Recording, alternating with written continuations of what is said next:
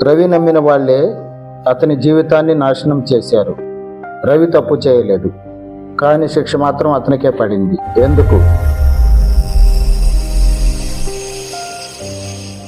రవి ఒక మంచి మనసున్న యువకుడు, కానీ అతను నమ్మిన వాళ్లే అతని జీవితాన్ని మార్చిపోతున్నారు. తన కష్టంతో వ్యవసాయం మీద మంచి నైపుణ్యం నేర్చుకున్నాడు. నాణ్యమైన విత్తనాలు తయారు చేసి రైతులకు అందించాడు. రైతులు సంతోషపడ్డారు. రవి మీద వారి నమ్మకం మరింత పెరిగింది. చిన్న వ్యాపారం క్రమంగా పెద్దదిగా మారింది. రోజు రోజుకి అతని వ్యాపారం అభివృద్ధి చెందింది. అప్పుడే అతని స్నేహితులు తిరిగి వచ్చారు. రవి వారిని పూర్తిగా నమ్మాడు, కానీ వాళ్ళకి డబ్బు మీద ఆశ పెరిగింది.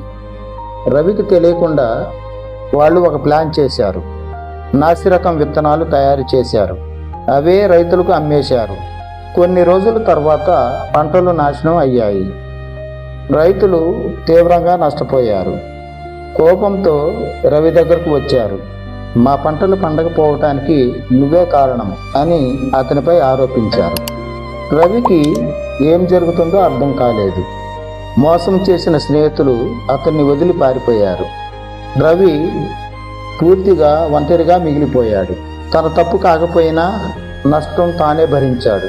ఒక తప్పుడు నమ్మకం అతని జీవితాన్ని మార్చేసింది. జీవితంలో ఎవరిని నమ్మాలో తెలుసుకోవడం చాలా ముఖ్యం. ఒక తప్పుడు నమ్మకం జీవితాన్ని పూర్తిగా కూల్చేస్తుంది.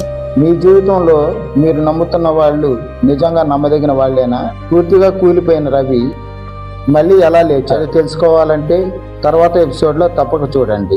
మిత్రులారా, ఈ కథ మీ హృదయాన్ని తాకితే ఈ వీడియోని లైక్ చేసి మీ స్నేహితులకు షేర్ చేయండి.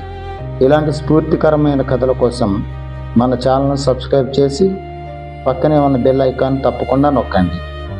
అందరికీ ధన్యవాదాలు.